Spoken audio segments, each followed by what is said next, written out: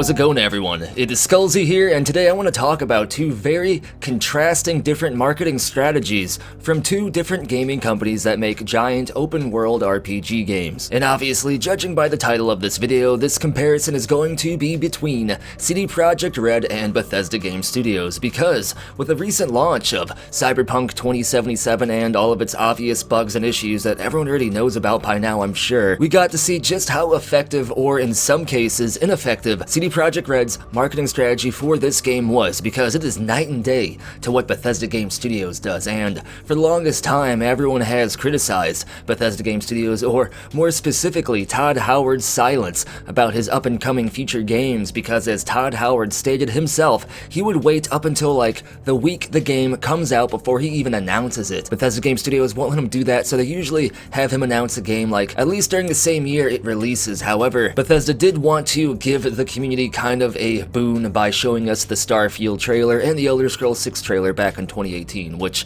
did kind of break their normal marketing strategy. But basically in today's video, I want to compare CD Projekt Red and Bethesda Game Studios to very different marketing tactics and talk about the pros and the cons that come with each of these, because it seems like that Todd Howard's silent treatment is hitting very differently right now. Now, in case you're not familiar with the entire Cyberpunk 2077 time span, it was announced a long time ago, I believe, back in like 2012 or something crazy, but CD Projekt Red kept very quiet about it up until like a few years before it was going to be released, and then they started showing more and more of the game. They started showing like 20 to 30 minute gameplay sequences, they started showing trailer after trailer, and then came the Night City Wire community spotlights where they showed off different parts of the game during each episode. And by the time Cyberpunk 2077 came out, in my opinion, I think this has been one of the most marketed games in like gaming existence. I believe we saw more of this game than like any other game has shown before its release. I might be wrong about that, but it certainly felt that way.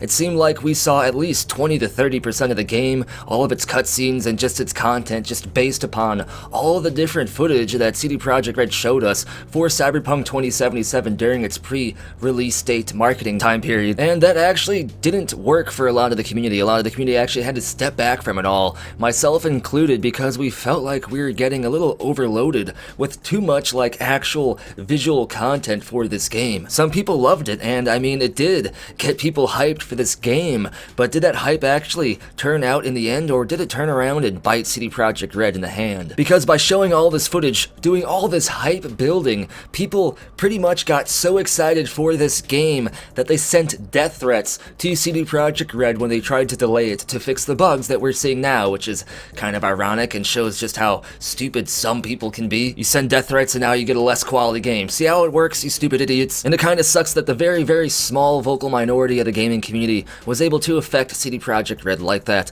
but that's how it goes, unfortunately. But as you can see, CD Projekt really went all out with that Cyberpunk 2077 marketing. They showed a bunch of the game, they showed a bunch of footage, they talked the game up as if it was going to be the most immersive first-person RPG game ever. And while it is very immersive, and it is definitely an RPG, a lot of people feel like they talked this game up a little bit too much, and it kind of fell flat on its face. And whether or not the gameplay or the RPG mechanics or anything like that actually satisfies your expectations and your hype, you can't deny the game is very buggy, especially on last-gen systems, which makes it very obvious that Cyberpunk 2077 should have been delayed again, maybe even another 6 months, to get this game perfect, because it is a very good game. The developers worked very hard on it for a very long time, and the game deserves the best launch possible. However, the gaming community sending death threats, and probably CD Projekt just wanting to make money because their executives knew their stocks were falling. They wanted to get this game out there, they pushed it out, and now we see how well that worked out for them, because it is a buggy mess even on high-end PCs. Which brings me to the next big negative that I want to talk about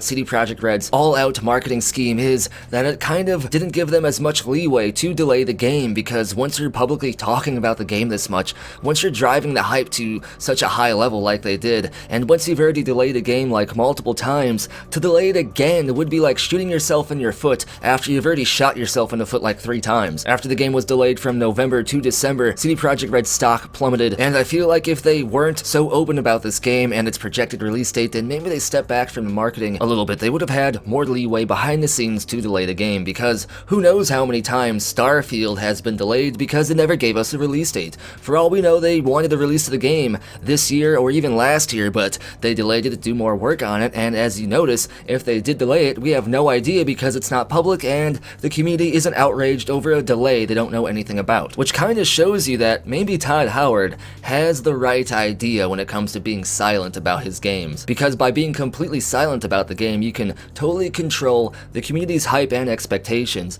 And even though you may not get as much hype as you can gain if you go about CD Projekt Red's route, because CD Projekt Red gained a bunch of hype for their game by talking about it all the time, but as you can see, it's kind of like a very, very risky gamble by doing that. You have to actually deliver on everything you promised. The game has to be amazing with no bugs if you're going to talk your game up so much, but if you do that, if you do knock it out of the park, you will essentially create a legendary game that will never ever be forgotten about, basically. But unfortunately that didn't happen. Cyberpunk 2077 is amazing, but CD Projekt Red's huge hype train maybe didn't fully pan out for them the way they wanted it to. But Bethesda Game Studios and Todd Howard, when they actually start talking about Starfield, when they actually start talking about The Elder Scrolls 6, the game will more or less be the same exact game we will get in our hands when it's released. Cyberpunk 2077 had a lot of cut features that they showed us years before the game was released, and this won't be the case with Starfield or The Elder Scrolls 6 because the game they want to show us is the game we're going to get. That's actually something Todd Howard has said before.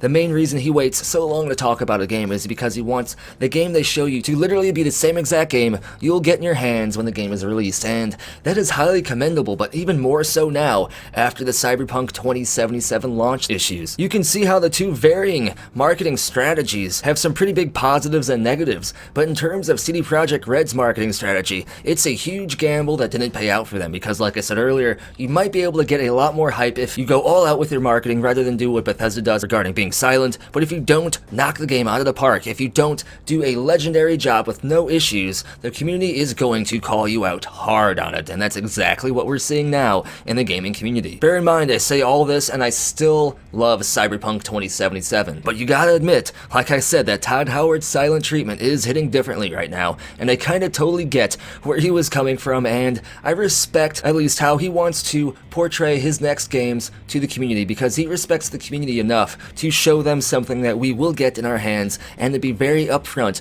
with the product we will receive. He doesn't want to just overblow hype just because, you know, you can. He doesn't want to talk about the game for years just because he knows people will get excited about it. He wants the hype and the actual visual representation of the game to be very accurate, and that's totally commendable. But either way, that's everything I wanted to talk about in today's video. Let me know what you think about all this. Do you prefer CD Projekt Red's marketing strategy, or do you prefer Bethesda Game Studios? Let me know down in the comments below, and if you enjoy the content, be sure to like the video, subscribe, and turn notifications on. If you want to help grow the channel and the community, be sure to share this video, as sharing content is the best way to help grow a channel and the community. And as always, this video is brought to you by the following amazing people. Thank you everyone on this list. I greatly appreciate you going above and beyond to help support the channel, and I am going to update this list in the next video, so if you want to get your name added to the next updated list, now is the time to do so. And you can get your name added on this list by supporting the channel over on Ko-fi, Patreon, or here on YouTube as an exclusive channel member. Links for all this and more are down in the description below. And as always, thank you for watching. Be sure to tune in next time when imagine if Rob Zombie was Johnny Silverhand. That would have been interesting.